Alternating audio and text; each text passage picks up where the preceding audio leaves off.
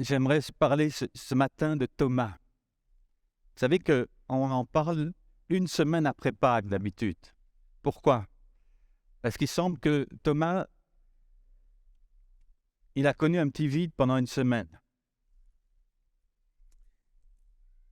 Et c'est ce qui lui a valu et qui vaut toujours une renommée un peu terrible.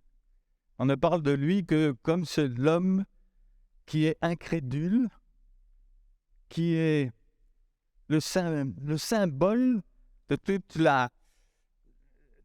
j'allais dire, c'est le doute personnalisé. Et puis, vraiment, les gens se cachent derrière lui, mais même Thomas, quoi. Hein.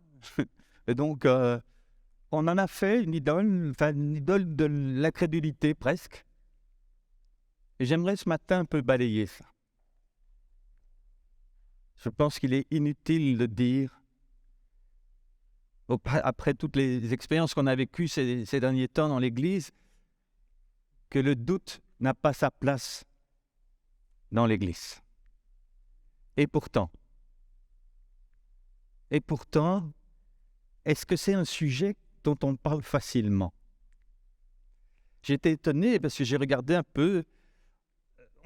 J'ai pas trouvé beaucoup de prédications sur Thomas. Pourquoi? On préfère pas en parler. J'ai même été étonné. Je dis, j'avais vraiment reçu ça et vous allez voir qu'il y a des éléments, on va découvrir aussi comment Jésus va le toucher et qui va devenir un homme extraordinaire. On va lire le passage ensemble. Thomas, appelé Didyme, l'un des 12, c'est un apôtre, n'était pas avec eux lorsque Jésus vint. Les autres disciples lui dirent donc, « Nous avons vu le Seigneur. » Mais il leur dit, « Si je ne vois pas dans ses mains la marque des clous, et si je ne mets pas mon doigt dans la marque des clous, et si je ne mets pas ma main dans son côté, je ne croirai point. » 8 jours après, les disciples de Jésus étaient de nouveau dans la maison. Et Thomas se trouvait avec eux. Jésus vint, les portes étant fermées, se présenta au milieu d'eux et dit, « La paix soit avec vous. »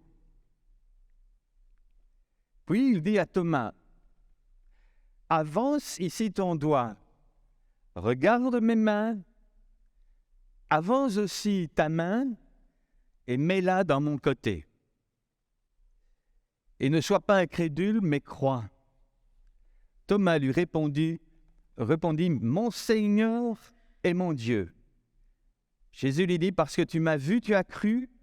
Heureux ceux qui n'ont pas vu et qui ont cru. » Un passage extraordinaire. Passage qui souvent n'a pas été très très bien compris. On peut peut-être le laisser, mais j'ai été vérifié dans plusieurs versions et dans la Bible, la NBS, donc la nouvelle Bible seconde, plutôt que de dire « ne sois pas incrédule mais crois », c'est « ne deviens pas incrédule ». Parce que, en effet, le terme, j'étais vérifié un peu le grec, et c'est un terme qui est un verbe qui peut être traduit par être, mais dans le sens de devenir. C'est-à-dire que Jésus dit réellement à Thomas, ne deviens pas incrédule, deviens un croyant. Parce que le mot, c'est la négation, comme athée est la négation de celui qui croit en Dieu. C'est le petit A en plus. Donc au lieu de croire, tu peux devenir un non-croix, un sans-foi. Et c'est intéressant, on va voir pourquoi. Alors, comment Jésus s'y prend-il avec Thomas? On va voir qu'il lui fait passer par certaines étapes. Et je vous propose ici, on va en voir 5, il y en a une 6e pour nous. C'est le bonus offert par les magasins de la région. Non, mais vous allez voir, il y a une leçon pour nous à la fin. La première chose, c'est l'absence de Thomas.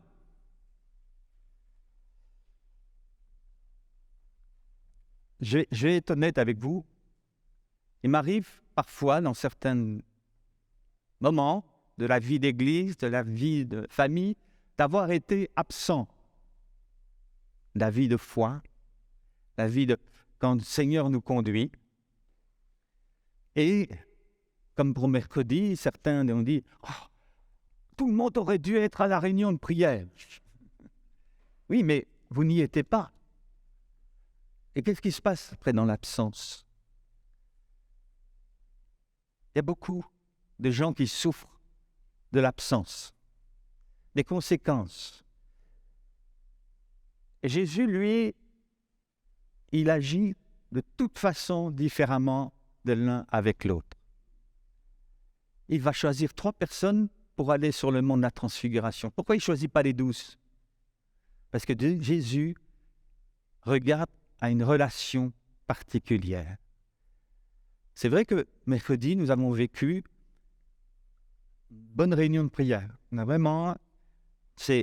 a travaillé pour voir ce qui empêchait le Seigneur d'exaucer nos prières. On a pris du temps.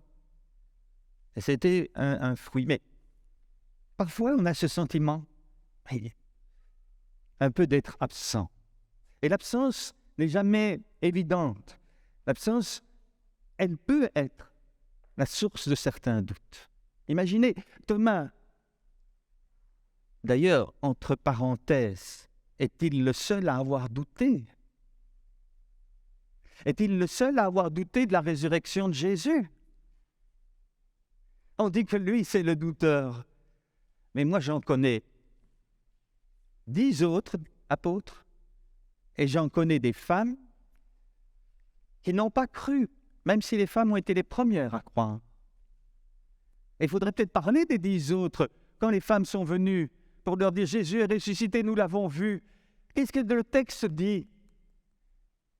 Ils les ont prises pour des rêveuses, parce que ce n'étaient que des femmes. Il faut savoir que dans le contexte biblique, dans cette période-là, une femme n'avait pas le droit de témoigner. Son témoignage était remis en question.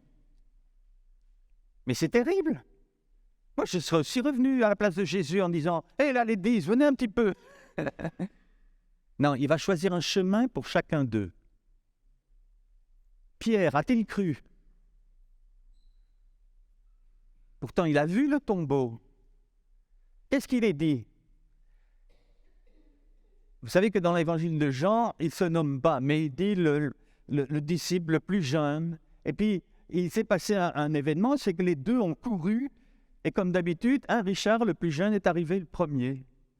Mais par respect pour son frère aîné, l'apôtre Pierre, il n'est pas rentré tout de suite. Il a laissé Pierre arriver. Ça, c'est Jean et puis Pierre. Il allait vérifier ce que les femmes avaient dit. Il n'est pas dit que Pierre va croire. Mais quand Jean rentre, qu'est-ce qu'il est dit? Il voit le linge qui est comme tombé, ce qui enveloppait. Il avait d'abord plusieurs linges.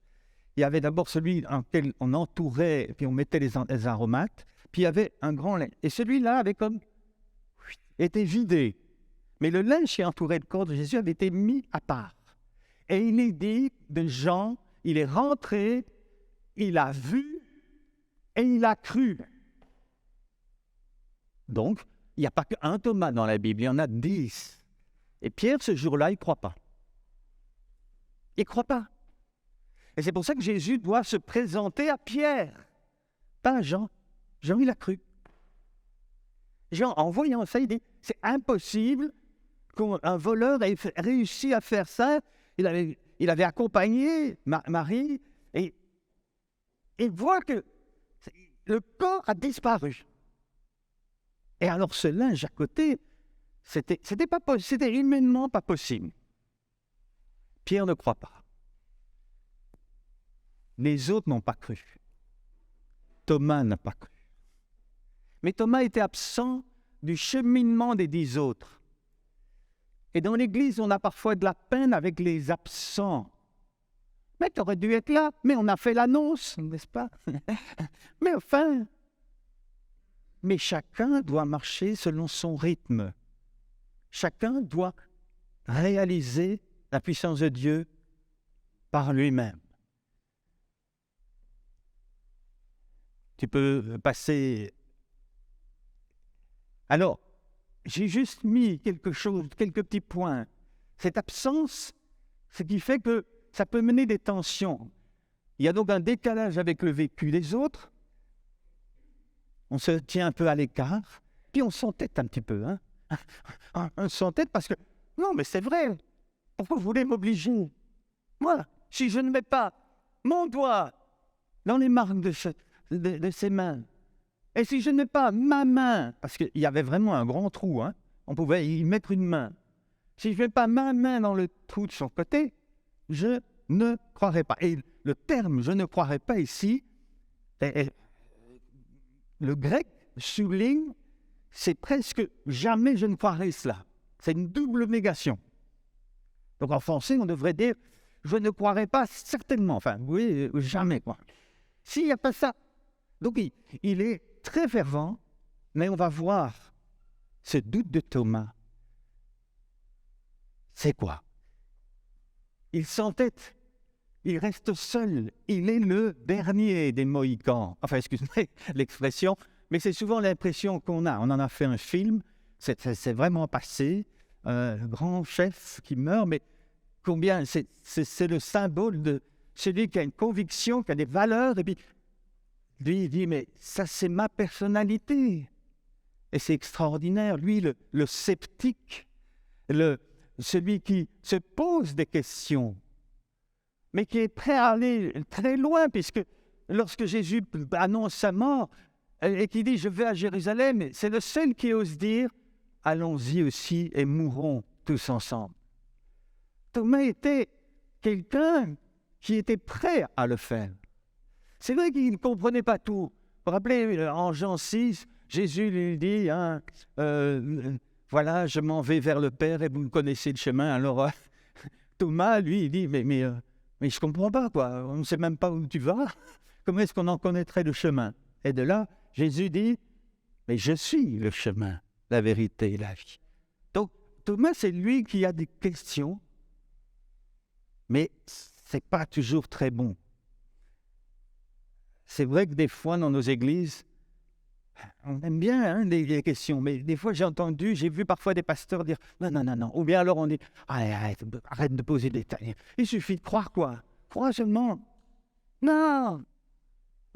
Mais si Dieu nous a donné un cerveau pour avoir des questions, Jésus, on voit ici, s'approche de Thomas et prend le temps, on va voir, de se révéler à lui. Alors, la prochaine fois que vous voulez choisir un exemple de douteur, prenez peut-être Pierre, prenez peut-être les 10 autres, quoi. Thomas n'était pas plus douteur que les autres, mais il avait besoin, lui, de vraiment réaliser pour lui-même la résurrection de Jésus. Le deuxième point,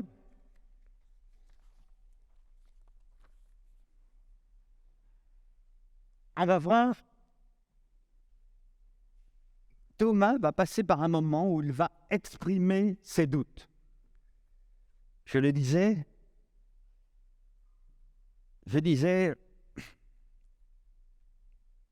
dans l'Église aussi, c'est pas évident d'exprimer ses doutes. On l'avait vu un petit peu mercredi. Quand on approche ce domaine-là, on se rend bien compte qu'on est sur une zone, de tension un petit peu, puisqu'il y a un choix à faire. Je ne crois pas que Jésus voulait que Thomas reste dans le doute. C'est toujours ça la grande question. On pourrait faire une prédication sur le doute, mais on va voir quelques exemples. Mais le doute est un cheminement dans lequel on passe tous, mais il ne faut pas y rester. Parce que sinon, il devient alors une manière de vivre, c'est-à-dire un style de vie, et ça arrive alors à l'incrédulité. C'est d'ailleurs de cela que Jacques parle quand il dit que celui qui demande la sagesse le demande avec foi et qu'il ne doute pas, parce que celui qui doute, qui reste dans ce doute-là, eh bien, c'est un homme irrésolu et qu'on ne peut rien faire. Donc, Jacques, là, il prend un exemple particulier, c'est cette sagesse, et puis d'autre part, il parle alors du doute comme style de vie. Mais on va voir que le doute, les questions, sont un instrument que Dieu utilise pour nous amener à le rencontrer. Alors, qu'est-ce que le doute? On va voir la prochaine image. Ça, c'est important parce que c'est une grande question. Une grande question. Alors là, on peut dire, est-il normal pour un chrétien de douter? Tu diras même. Et c'est quoi le doute? Est-ce que c'est un péché de douter? Est-ce que... Et j'en fais quoi de ces doutes qui viennent? Peut-on être sûr d'une chose? Donc, chaque question, on pourrait prendre une demi-heure pour chaque question, mais voilà un petit peu tout. Peut-on être sûr d'une chose? Sachez qu'on est dans une société, dans un monde qui, depuis quelques décennies, a fait apparaître qu'on ne peut plus être sûr de rien. On vit dans un monde où le doute est devenu la religion. C'est-à-dire, il n'y a plus de vérité. On doit tout accepter. J'ai même lu cette semaine qu'avec l'intelligence artificielle, il y a un pasteur qui a posé 10 questions et, par rapport à la foi. C'est un article très intéressant parce que finalement, l'intelligence artificielle s'est présentée comme, comment ils appelaient ça encore, le Dieu s'appelle Harmonie, et puis il a les 10 commandements. Et réellement, c'est la religion qu'on veut nous imposer. Il n'y a plus de Jésus, il n'y a plus de sacrifice pour nos péchés. Il y a simplement être cool et bien-être. La religion du nouvel âge est là. Et c'est un article en anglais, mais si ceux qui veulent, je pourrais peut-être le fournir. Donc, j'en fais quoi de mes doutes? Ça, c'est la grande question. Et peut-être même en tant que responsable, je dois peut-être dire, est-ce qu'on a pris assez le temps de confronter les doutes des gens? Je ne lance pas de pierre, ni à Jean-Luc, ni à moi-même, mais c'est aussi un doute que j'ai. Est-ce que les responsables ont cheminé avec les Thomas qui se trouvent dans nos églises? Parce que c'est tellement plus facile de balayer en disant « il faut que tu crois. Crois seulement, ne te pose pas de ces questions. » Oui, mais Dieu m'a donné un cerveau. Alors c'est sûr, le cerveau n'est pas la règle de la révélation. Et Dieu reste Dieu. Et notre intelligence n'est qu'un outil pour mieux saisir cela. Je peux vous donner un témoignage personnel. Je viens d'une famille catholique, donc pratiquante, et je peux dire que je n'ai jamais douté de l'existence de Dieu. Ça faisait partie de mon éducation. J'avais 3 oncles prêtres. C'était normal de croire en Dieu. À 19 ans, j'ai rencontré un drogué qui a été complètement guéri par Jésus, qui témoignait. Et là, j'ai dit, mais waouh! Comme Thomas, je dis, waouh! Mon Dieu, là, moi, je ne le connais pas comme ça. Son Dieu, il répond aux prières. Donc, j'ai fait tout un cheminement, ça a duré des mois. Et puis, jusqu'au jour où j'ai accepté le Seigneur, j'ai reçu une nouvelle naissance et le Saint-Esprit qui est descendu sur moi. Et je me rappelle très bien que j'ai commencé à être assailli de doutes. Je n'avais jamais entendu ça. Je dis, mais d'où ça vient? Est-ce que vraiment Dieu existe? Et toi, tu es catholique et tu prétends que des milliards se trompent. Quel orgueil tu as! C'était pas facile. J'ai dit, merde. Mais je me suis reposé là sur ce que Jésus m'avait révélé et j'ai grandi dans la foi. Et je me suis rendu compte que ces doutes, ce n'étaient pas toujours le fruit de mon intelligence, mais que c'était vraiment des tentations, que c'était des envois de pensées pour me faire douter. Je me rappelle même des situations où je me rendais compte qu'il fallait que je prie et puis ça partait. Donc voilà, comment traiter tout ça? On ne va pas le traiter ce matin, mais on va prendre des exemples pour dire qu'est-ce que la Bible nous dit par rapport à ça. Alors, il y a, dans l'Ancien Testament, il y a certainement le passage d'Élie, mais comme on l'a vu il n'y a pas si longtemps, Élie, qui passe aussi par un moment de questionnement et de doute, Dieu va aller avec lui et lui répondre par une visitation. Jean-Baptiste, qu'est-ce que Jésus a dit sur Jean-Baptiste? Il l'a classé comment par rapport au prophète? Oh là là, bravo, hein? Le plus grand des prophètes de l'Ancienne Alliance, c'était Jean-Baptiste. Et ce Jean-Baptiste qui est là, en prison, qui attend, et qui avait encore toute sa tête, mais il passe par une période de doute terrible. Et il va envoyer un de ses disciples pour dire « Es-tu celui qui doit venir ?» Non mais attendez. Es-tu celui qui doit venir ou devons-nous en attendre un autre? Jésus est capable de croire, d'entendre ces doutes-là. Il ne va pas reprocher à Jean-Baptiste. Quoi, toi, le plus grand, c'est toi et tu oses venir avec ça?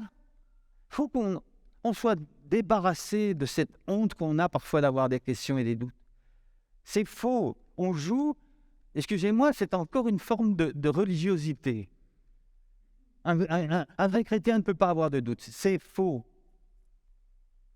Le doute fait partie d'un cheminement. Je me rappelle un professeur de religion que certains ont connu, ils ont même eu, c'était Claude Villain, donc sur Bruxelles. Tu l'as eu, je crois. Hein? Et lui, il disait, moi, le cours de religion, je pars sur le principe, je parle du doute. Et j'essaye de semer le doute dans les convictions des cœurs. Parce que les gens viennent tous avec leur façon de penser. Hein? Ils viennent, voilà. Et puis il dit, mais tu crois ça? C'est vrai. Et finalement, en posant les bonnes questions, en mettant le doute là où il faut, ces gens se reposer des questions et se situer par rapport à la vérité qui est Jésus-Christ. Nous ne devons pas avoir peur des doutes et peut-être même les susciter chez les gens. Parce que, vous savez, la vérité sans Dieu, sans Jésus, c'est l'enfer sur terre. Et vous êtes en droit de leur poser la vraie question et de les mettre en doute. Vous croyez à votre religion, là? On veut vous faire croire en l'harmonie céleste. Ce n'est pas une harmonie, c'est l'enfer. Donc voilà, exprimé. Donc, le premier passage extraordinaire, c'est Jean-Baptiste et comment Jésus va le convaincre. Il ne va ni lui dire « tu ne peux pas faire ça, Non, il va lui dire « les aveugles voient ». Il reprend d'ailleurs un texte de l'Ancien Testament en disant « voilà, les Écritures sont en train de s'accomplir. Les promesses faites pour la venue du Messie, tu peux les voir, Jean. Le boiteux marche, l'aveugle voit. » Ça a été la réponse de Jésus. Et peut-être que cette semaine, tu es en train de passer par ce passage où tu reposes des questions, et on a parlé d'Éléonore. Hein. Peut-être qu'on dit, mais Seigneur, hier au mariage, je parlais avec Philippe, vous connaissez tous Philippe de l'école, hein. C'est notre bénévole depuis 26 ans, je crois. Et il a été dans sa belle famille à Dax, je crois, en France. Et sa belle-sœur a été déclarée aussi avec un cancer. Et le gros problème, c'est qu'il y avait des métastases partout. Et ils ont prié. Et hier, il me dit, mais tu sais, tu te rappelles, on a prié pour ça. Oui. Il me dit, elle a été complètement déclarée sans métastases. Elle a été faire l'analyse, les médecins n'ont plus rien vu. Plus rien. J'ai dit à Philippe, écoute, demande-lui d'écrire ça, je vais le donner à Éléonore. Donc, il va lui demander, je vous l'enverrai aussi d'ailleurs. Mais j'ai trouvé, mais c'est incroyable. Et on connaît cette dame, et on a connu ses enfants et tout. On ne peut pas dire que c'était la meilleure des chrétiennes, mais Dieu fait grâce. Et il fait grâce à ceux qui croient. Il fait grâce parce qu'on se met d'accord, on prie et on croit que Dieu va agir. Amen. Alléluia. Jésus nous redonne. Et puis ensuite, là c'est un flagrant délit, comme on dit, où on ressent très bien cette tension entre le doute d'un côté et le doute de l'autre. Zacharie et Marie, pour l'annonce de la naissance de l'un de Jean-Baptiste, de l'autre de Jésus, l'ange qui est envoyé, l'ange Gabriel, vers Zacharie, qui dit cette phrase « Mais comment saurais-je que cela est vrai ?» C'est une question de doute. Et l'ange va condamner Zacharie. Tu seras muet. Marie reçoit la visite du même ange. Marie dit « Mais comment cela se produira-t-il, puisque je ne connais pas d'homme ?» Et Marie lui explique gentiment « Tu vas avoir la visite du Saint-Esprit et tu seras enceinte. » Et puis Marie, l'ange, béni, approuve la question de Marie. Vous voyez la difficulté avec le doute, avec les questionnements? D'une part, pourquoi est-ce que l'ange tout d'un coup va dire « tu seras muet » et pourquoi il accepte la question de Marie? Eh bien, c'est toute la problématique du doute. Parce que le doute, il passe d'abord par notre cœur. Et si notre cœur a été endurci, il ne peut que produire, à cause de la nature pécheresse, il y a un conflit en nous. Et si ce cœur se ferme, il produit l'incrédulité. Si le cœur reste assez souple et ouvert, il va conduire à la foi. J'ai essayé de mettre ça sur un tableau. Ah oui, une citation avant, parce que il y a plein de situations. Hein. J'ai vu Spurgeon, par exemple, était un homme qui a vécu des profondes dépressions, qui a vécu des épreuves terribles. Et lui, il dit, si un homme vient dire que lui n'a jamais de doute, eh bien moi je doute de lui. Si un chrétien vient te dire ça, moi je doute de lui. Parce qu'un vrai chrétien, il passe par des doutes. Jean Calvin, c'est lui qui a écrit, c'est quoi, l'institution de la foi chrétienne. S'il y en a un qui a parlé de la foi, c'était bien Jean Calvin. Il dit, sûrement pendant que nous enseignons que la foi doit être certaine et assurée, nous ne pouvons imaginer aucune certitude qui ne soit teintée de doute. Je pense que tous ceux qui ont fait un petit peu de recherche, on dit théologique, mais de la vérité, je me rappelle quand j'ai étudié la Trinité, quel nombre de questions que j'avais. Hein. C'était brûlant. Hein. On est comme si on était près du feu. Si on étudie ça, honnêtement, on y dit, mais... Et puis, il y a la révélation qui vient. Au travers des Écritures, Dieu nous montre vraiment ce qu'il en est. Donc, il dit, il n'y a aucune certitude qui ne soit teintée de doute, ni une assurance qui ne soit assaillie par une certaine angoisse. Donc, j'allais dire, le père du protestantisme européen, là, hein, c'est un homme qui, face à Dieu, osait venir avec ses questions, ses angoisses, ses doutes. Voilà, donc j'ai fait ce schéma hier, en préparant, j'ai dit, voilà, le doute, il vient par notre nature pécheresse, par les attaques de l'ennemi, par les circonstances, par les maladies, les épreuves, et il vient là, et dans notre cœur, c'est lui qui doit être le filtre. Comment va réagir ton cœur? Comment est-ce qu'il est encore assez souple pour rebondir? Est-ce qu'il y a encore assez de résilience en toi pour dire « je ne m'arrête pas à l'épreuve, je ne m'arrête pas à ce doute, mais je veux dire, si Dieu le permet, il veut m'apprendre quelque chose. » Donc, Ah, je vois que le S a bougé. Donc, ça produit des questions. De l'autre côté, si mon cœur se ferme, il refuse. Quand on pose des questions et quand on cherche vraiment la vérité, elle va aboutir à des convictions dans une relation avec Jésus. Et ces convictions vont nous amener à prendre les décisions de foi nécessaires. Voilà le secret, j'allais dire, pour traverser ce chemin que Thomas est en train de traverser. Alors que si mon cœur se referme, le refus va me faire tomber dans une fermeture totale. J'ai failli appeler le troisième point, Thomas et les apôtres sont toujours dans leur même mur. Voilà. Une étape aussi, c'est que on se rend compte, une semaine après, ils sont toujours dans le même local, ils sont toujours, certains disent que c'est en Galilée, mais ici, moi, j'ai lu, c'est dans la maison, ils étaient, donc, qu'est-ce qu'ils ont fait pendant une semaine, quoi? Sinon, se disputer avec Thomas. Donc, discuter de leur point de vue intellectuel, et on peut discuter des heures. Ouais, c'est comme ça, il faut faire comme ça. Jésus vient. Et c'est quand Jésus vient qu'on peut venir, j'allais dire que le cœur trouve sa solution. Donc, le doute peut amener à l'incrédulité, le doute peut amener à des décisions de foi. Et c'est un petit peu cela le thème, quand j'ai dit Thomas devient un homme de foi. Ne devient pas un homme incrédule, et devient un homme de foi.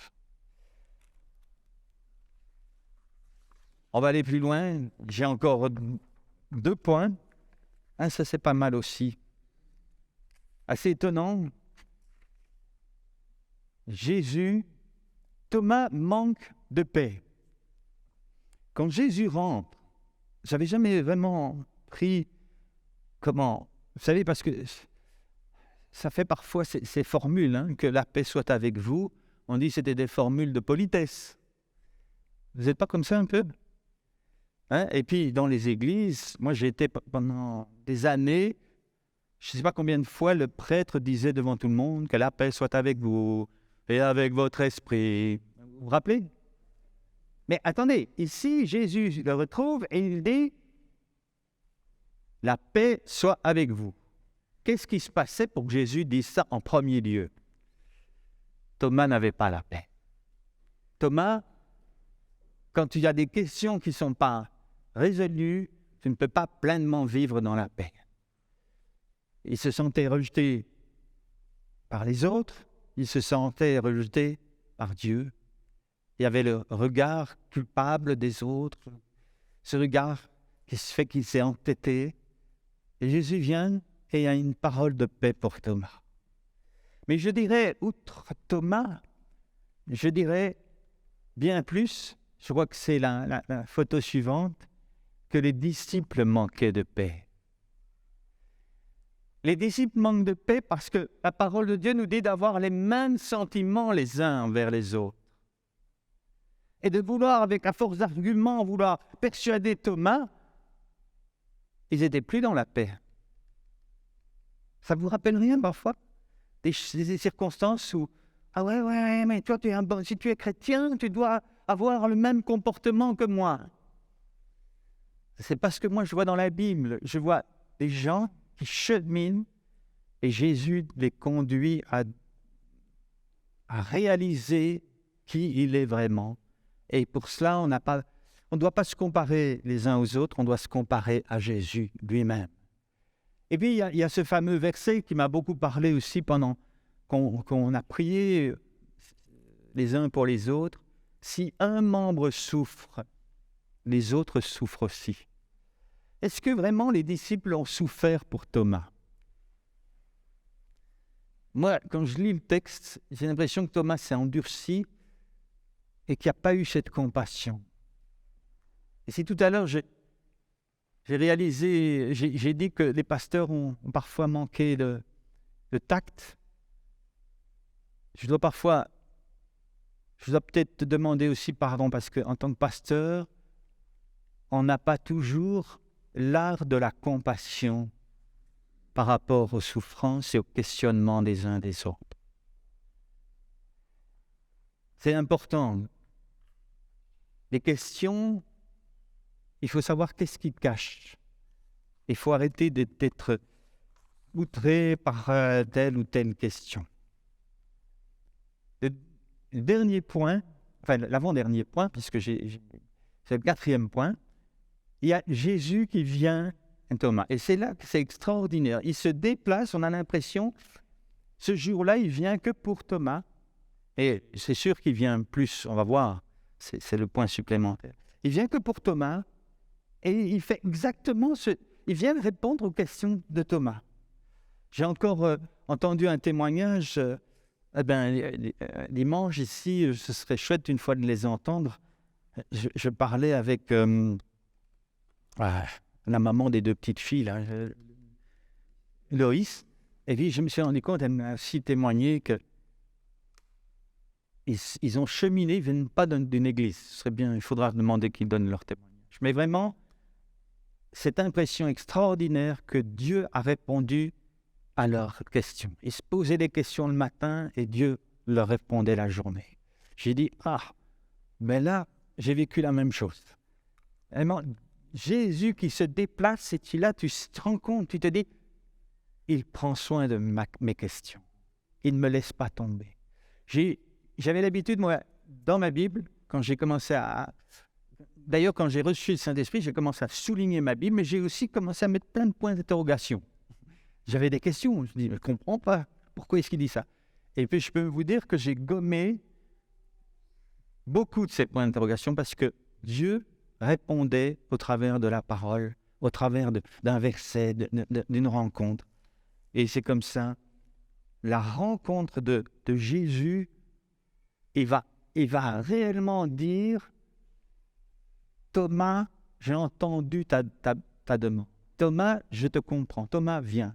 Et D'ailleurs, la Bible ne dit pas si Thomas a mis le doigt dans les mains de Jésus. Est-ce qu'il l'a mis, d'après vous? C'est pas dit. C'est encore ceux qui lisent entre les lignes. Est-ce qu'il a mis la main dans... On ne le dit pas. Mais en tout cas, de voir Jésus comme ça, la seule chose que la Bible nous dit, c'est l'étape suivante. Ah oui, ça je vous l'ai déjà expliqué, ne devient pas. Thomas devient le premier. Lui qui était le dernier, il devient le premier. C'est un principe biblique, non? Il est le premier à faire une déclaration aussi puissante après la résurrection du Seigneur. C'est pour ça que je dis, Thomas, là, a vécu un réel... Il y a vraiment un changement de mentalité, de comportement, de vision. Là, en rencontrant Christ ressuscité, il a une déclaration qui confond tous les théologiens depuis 2000 ans. Vous avez qu'à aller dans les salles de témoins de Jéhovah, je pense à Daniel, elle a entendu ça, qui sont en train d'expliquer que oui, mais c'est un petit Dieu. C'est une expression, oh mon Dieu, oh Seigneur. Non, tous les autres disaient, le Seigneur est ressuscité, c'est le seul qui a dit, mon Seigneur. Waouh! Et c'est le seul, quand on regarde l'évangile de Jean, vous savez, ce n'est pas écrit par hasard, là. L'évangile de Jean nous dit, au commencement était la parole. La parole était avec Dieu. La parole était Dieu. Et c'est un des dernières proclamations sur Jésus, c'est Thomas qui dit « Mon Seigneur, mon Dieu ». C'est donc le verset qui termine ce que Jean voulait exprimer, Jésus-Christ est Dieu. Vous enlevez cette notion comme les témoins de Jéhovah, vous n'avez plus une théologie valable sur Jésus-Christ. Vous niez sa divinité. Et c'est pour ça que je dis, ce verset, pour moi, il est devenu cette personne. D'ailleurs, l'histoire, il n'y a pas de témoignage dans la Bible, mais l'histoire dit qu'il a été un missionnaire qui est parti en Inde. Il aurait même été jusqu'en Chine. Et les récits nous montrent qu'il a été aussi des morts martyrs en Inde pour la foi. Donc, il est devenu l'homme, l'apôtre vraiment, à partir de ce moment-là. C'est beau, hein? Ne parlez plus de Thomas comme celui qui ne croyait pas. C'est le premier qui a déclaré « C'est mon Seigneur ».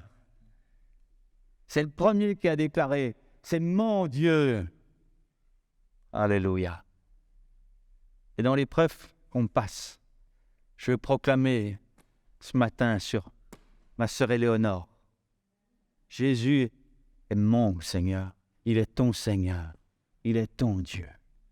On veut faire du doute des questions dans lesquelles on traverse, on veut en faire des instruments de foi et de proclamation. Waouh! Que le nom du Seigneur soit béni.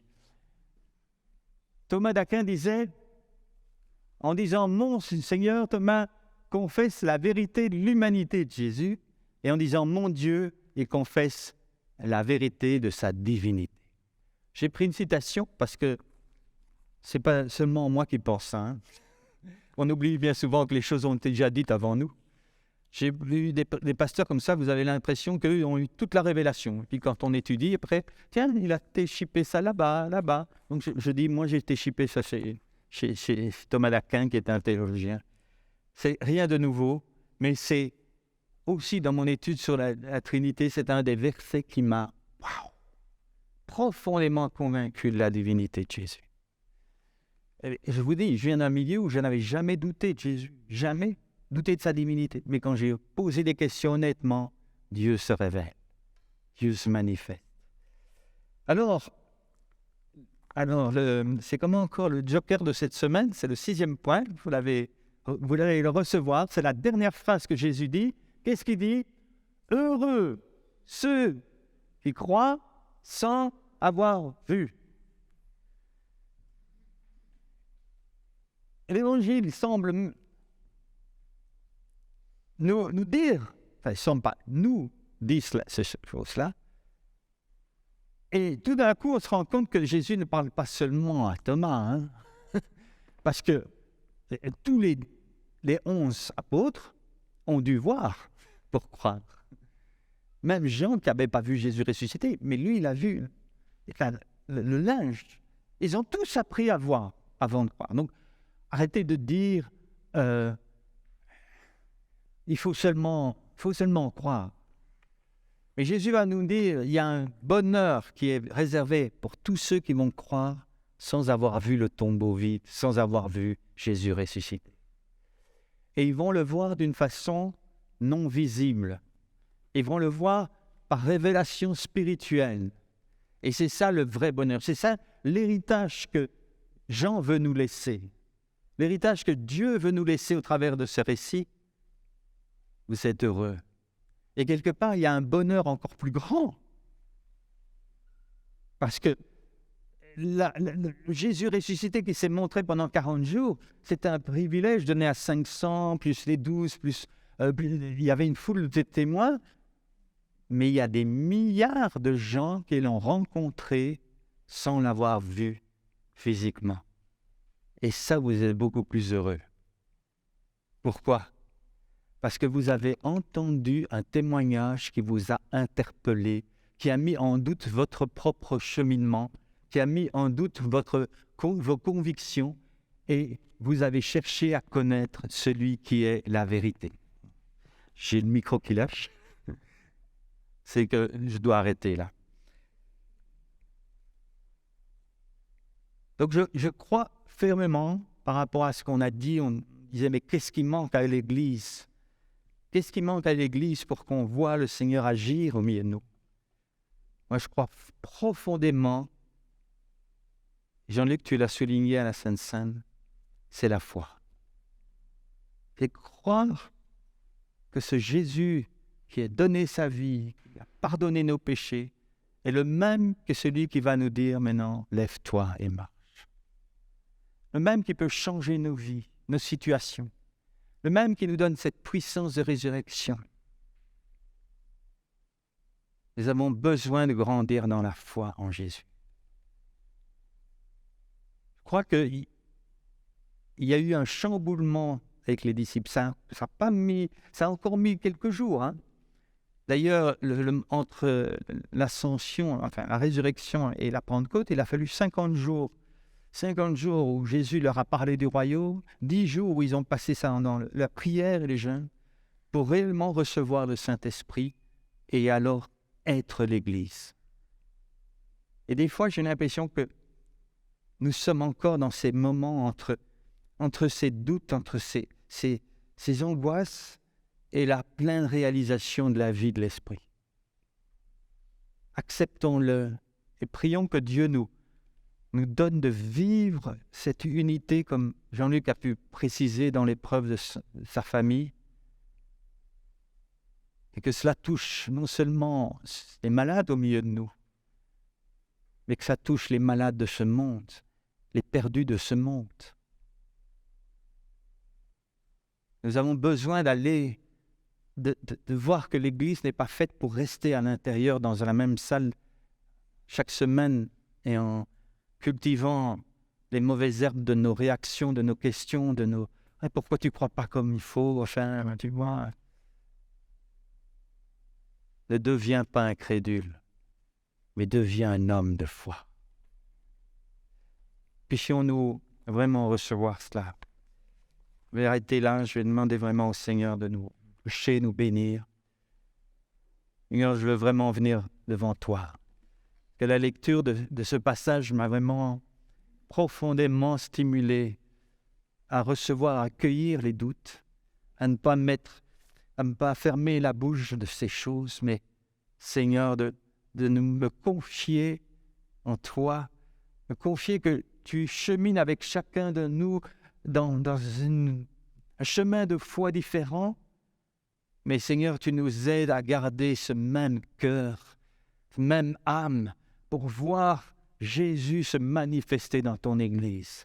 Je veux te proclamer, Seigneur, le Dieu du doute, le Dieu au-dessus de tout doute. Et tu es celui qui gère pour que, au travers de cette tempête, tu puisses faire naître la foi profonde, et qu'il y ait dans l'Église des hommes et des femmes de foi qui, Seigneur, voient autrement les situations. Merci de nous donner cette compassion, cette écoute, cette tranquillité, cette patience dans l'œuvre du Seigneur au travers des uns et des autres.